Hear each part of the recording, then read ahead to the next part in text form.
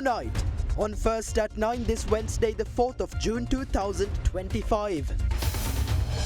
Parliamentary proceedings.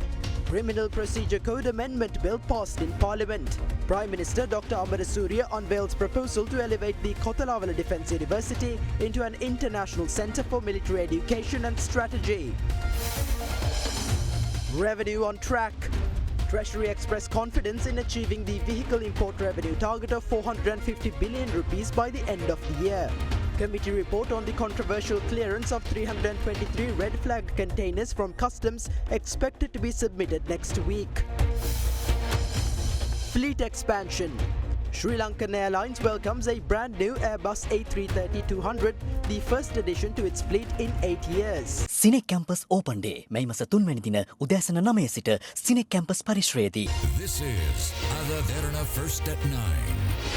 Live from Studio 24 in Colombo.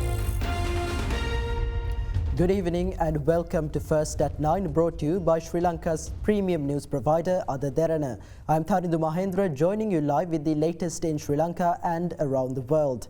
In your top story this evening, President Anura Dissanayake says achieving economic success alone is not sufficient for a nation's development, emphasizing that economic progress must be accompanied by social development and a transformation in political culture. During a meeting with Treasury officials today, the President called for collective action to achieve national goals.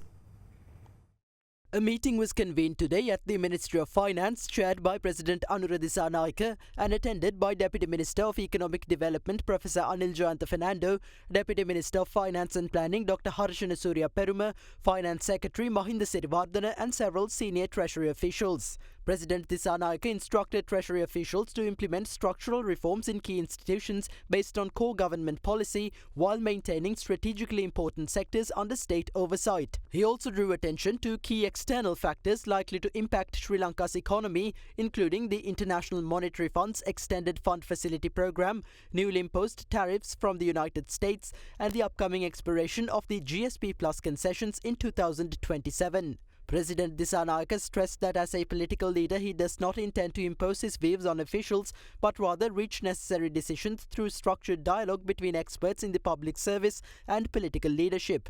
The President emphasized that the responsibility of developing a country rests with individuals collectively and that everyone must work together in a united effort to achieve national goals.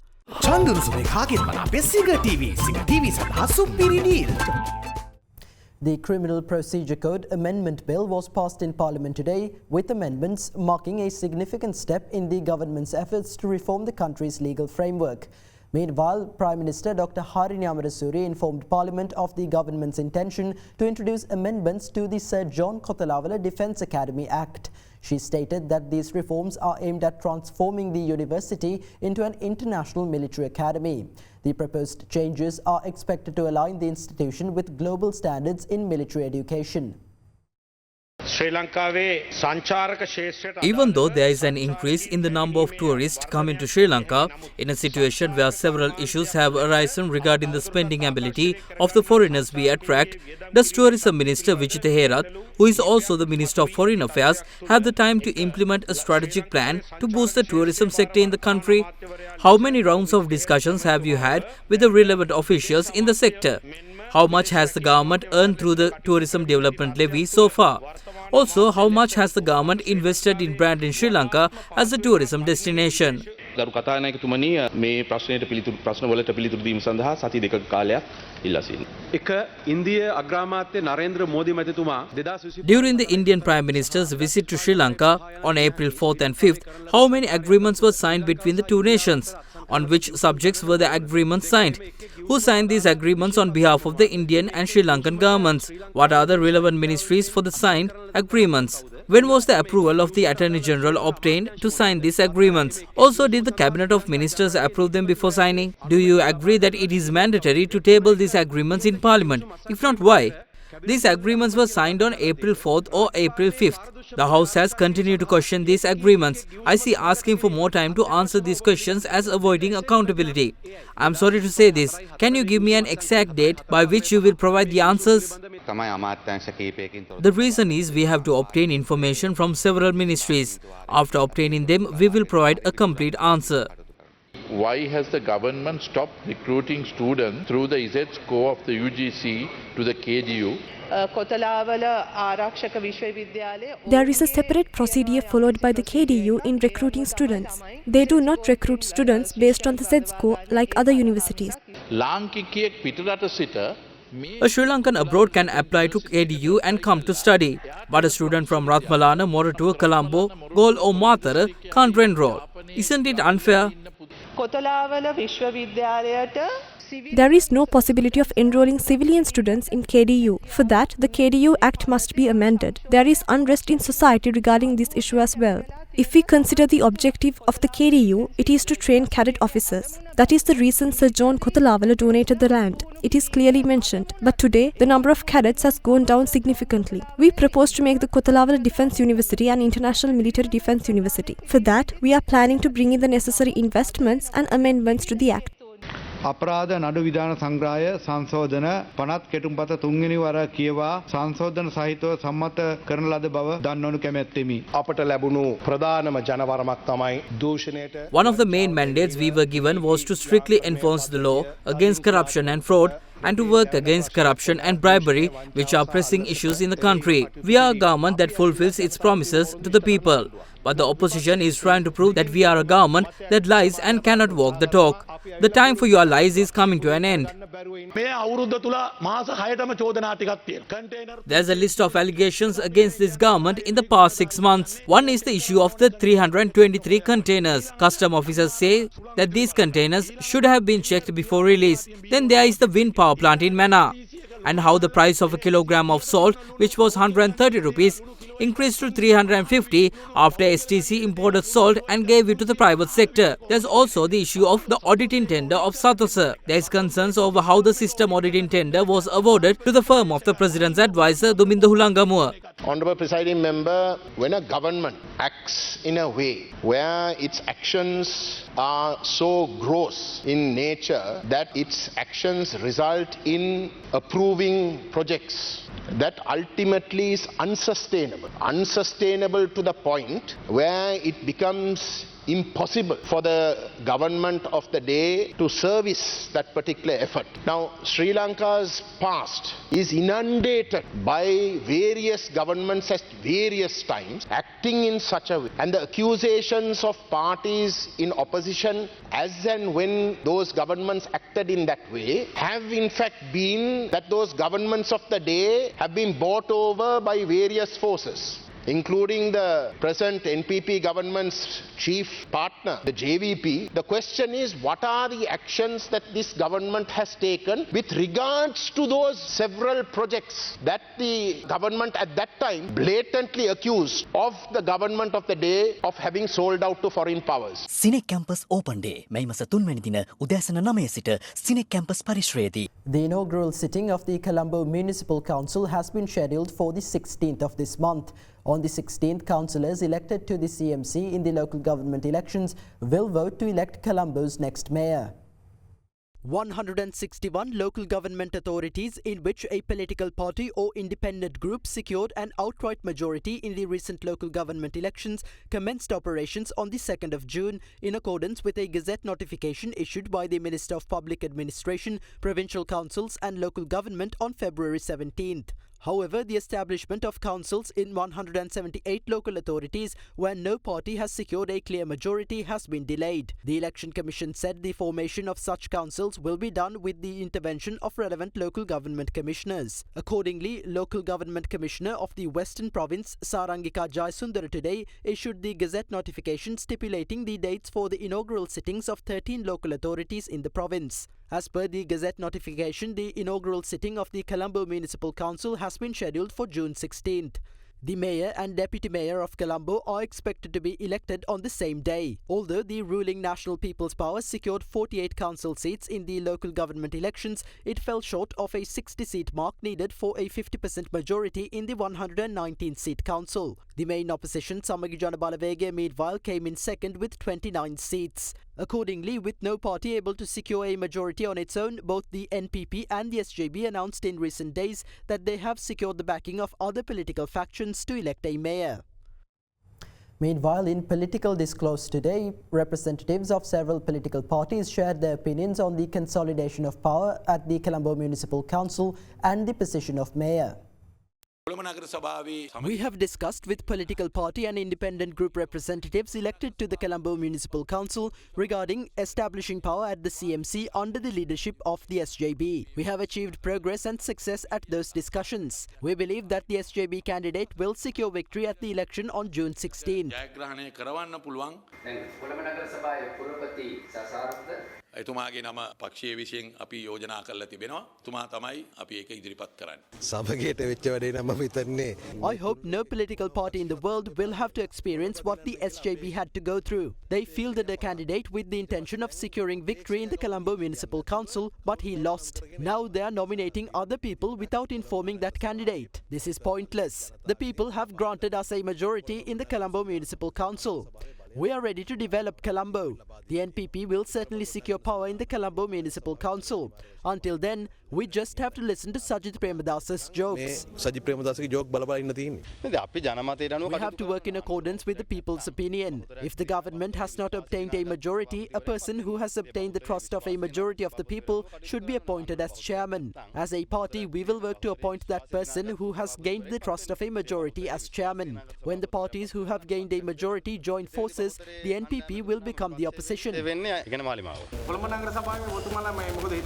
තාම කියන්න පුළුවන් කමක් ලැබෙන්නේ නැහැ. මොකද හේතුව මේ පත්වලයින් ඔක්කොම පෘථග්ජන මිනිස්සුනේ ඉතින් ආණ්ඩුවට සහයෝගය දක්වයිද විපක්ෂයේ ඉඳීද මොකද්ද කියන එක ගැන එහෙම අපිට කනාවේක කියන්න බෑ. මං හිතන්නේ 16 I think a secret ballot will be held on the 16th. The mayor will be decided by that secret ballot. We have gotten to know about the actions that are being taken with the intention of securing votes at the secret ballot. I believe that we can appoint a mayor from the opposition if we join forces, even though the NPP has the advantage now. පත් කරන්න පුළුවන් කියලා මං හිතනවා. Renowned Sri Lankan mountaineer Johan expressed confidence in completing the 7 Summits challenge of scaling the tallest mountain on each of the 7 continents by scaling Mount Denali, the highest peak in North America. Pires made this announcement during a media conference held in Colombo to garner public support and raise awareness for his forthcoming endeavour.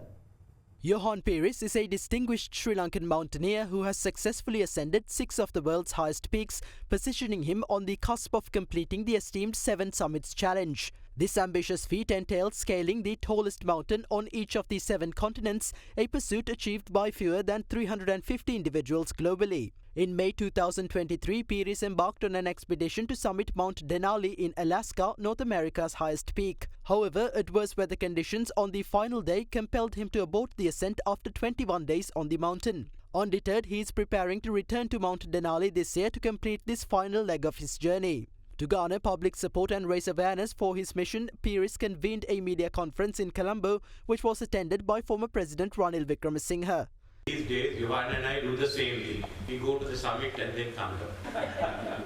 Well, Johan, when you climb to the top of Denali, or by that time President Trump might rename it McKinley, get there and shout, "Thank you for taking our flag up." We are not able to test ourselves, we are not able to challenge ourselves with greater heights unless we go out, and that is the most challenging thing, to go out and do that. So for us, it is a real challenge to test ourselves first of all, and that's why there are less islanders and there are very few islanders. You would hardly hear anybody from the Caribbean. I don't think there's anybody from the Caribbean who's ever done this. So like that, I think it is a great challenge for the islanders to be able to do this. So it is not without challenges and heartaches that I have come through this journey.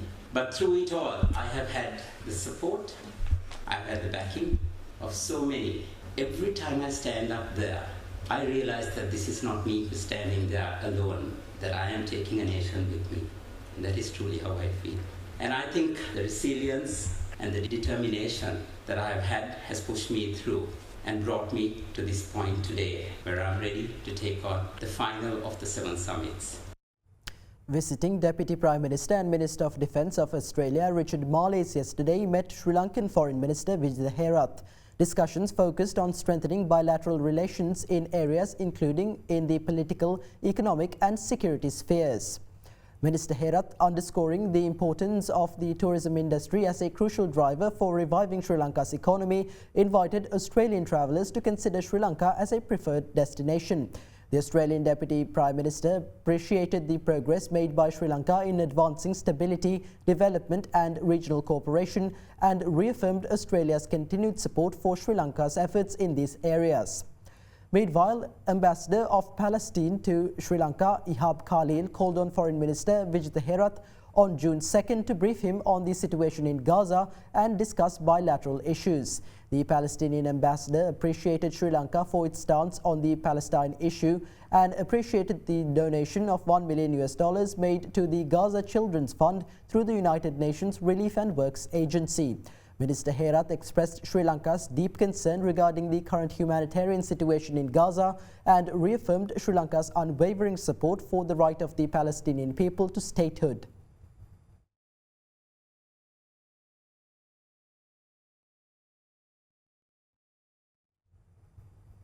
Treasury officials informed the Committee on Public Finance that Sri Lanka is on track to achieving the government's target of 450 billion rupees in revenue from vehicle imports by year-end.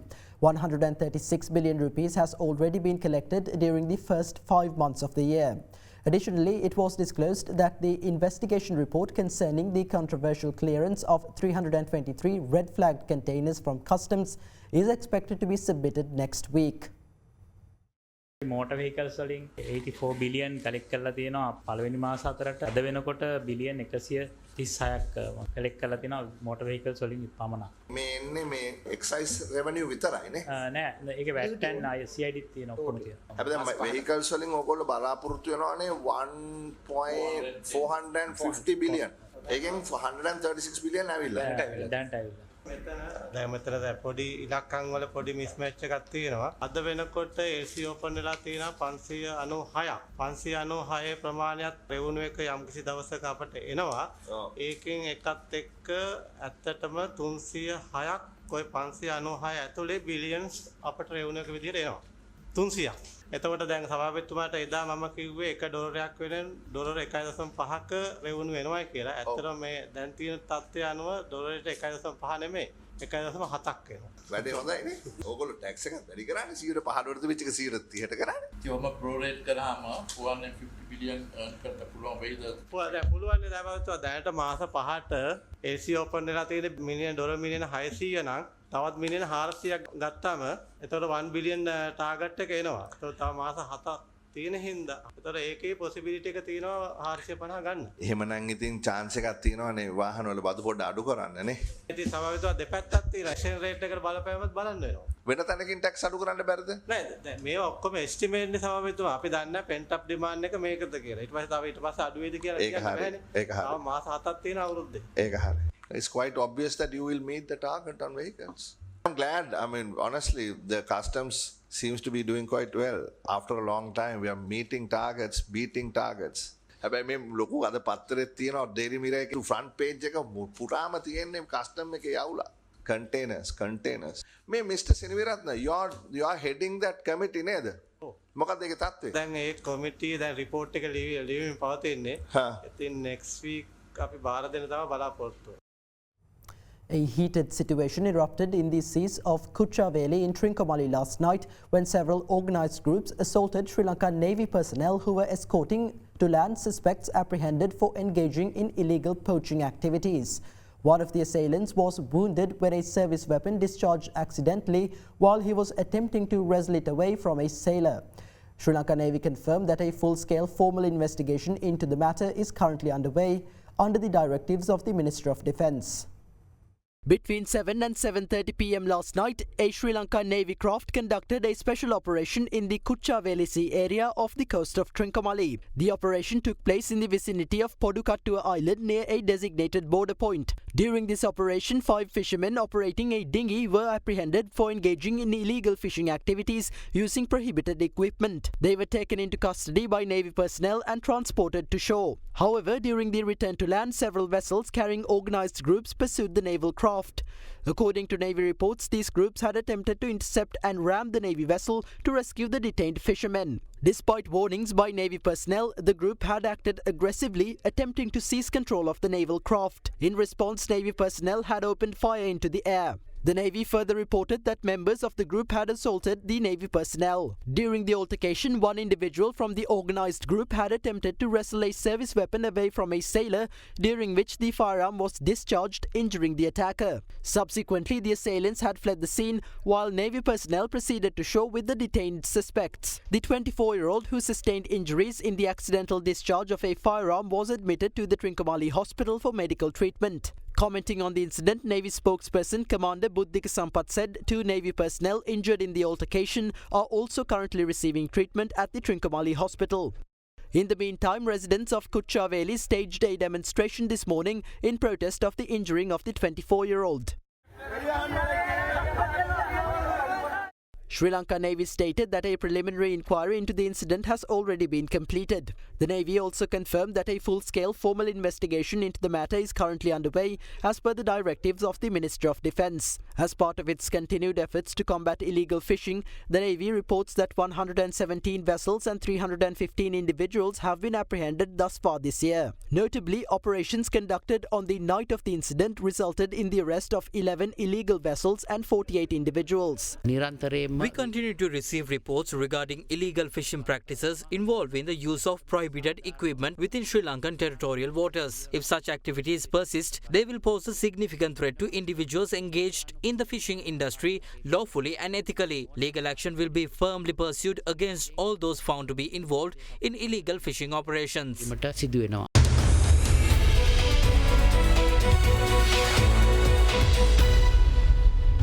Welcome back to First at 9. Sri Lankan Airlines' new Airbus A330-200 wide-body aircraft arrived at the Katunayake airport today, marking the first addition to the national carrier's fleet in 8 years. Prior to landing, the aircraft performed a low-altitude flyover along the coastline of Columbbo, offering the public a view of the new addition. The Airbus A330-200 wide-body aircraft newly acquired by Sri Lankan Airlines arrived in Sri Lanka this morning after departing from Paris, France. This marks the first acquisition of an aircraft by Sri Lankan Airlines in 8 years and is aimed at expanding the national carrier's fleet and helping operations connecting Sri Lanka to the world. Prior to landing at the Bandaranaike International Airport, it soared above the Columbbo shoreline from the southern end of Port City to Moratuwa, flying at an altitude of 1,500 feet, offering the public a clear view of the newest addition to the national carrier's fleet.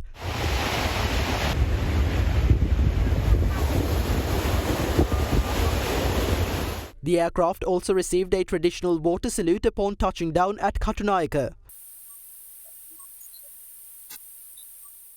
With the new aircraft, Sri Lankan Airlines currently has an all-Airbus fleet of 23, comprising 10 A330s for long-haul routes and 13 A320 and A321 aircraft for medium-haul operations.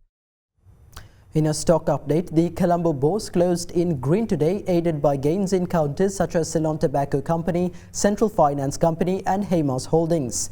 The benchmark all-share price index climbed 0.81% to settle at 17,353.05.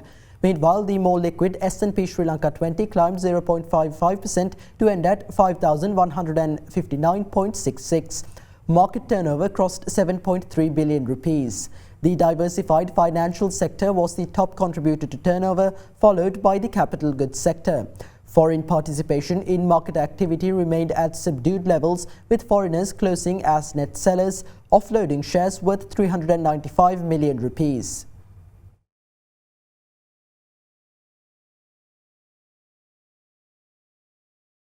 And up next, we have Dilen Haris Chandra from Capital Alliance with some thoughts on the current status of the economy on our next segment, Economic Outlook.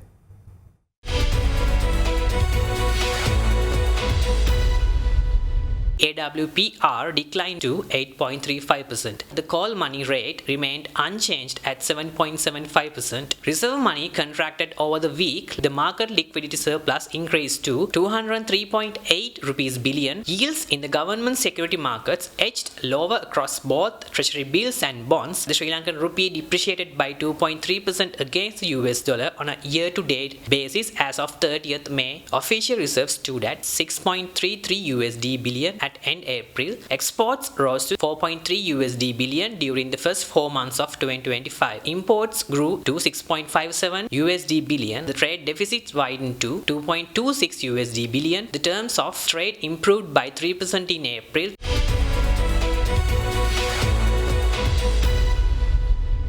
And with that, here's a look at today's exchange rates.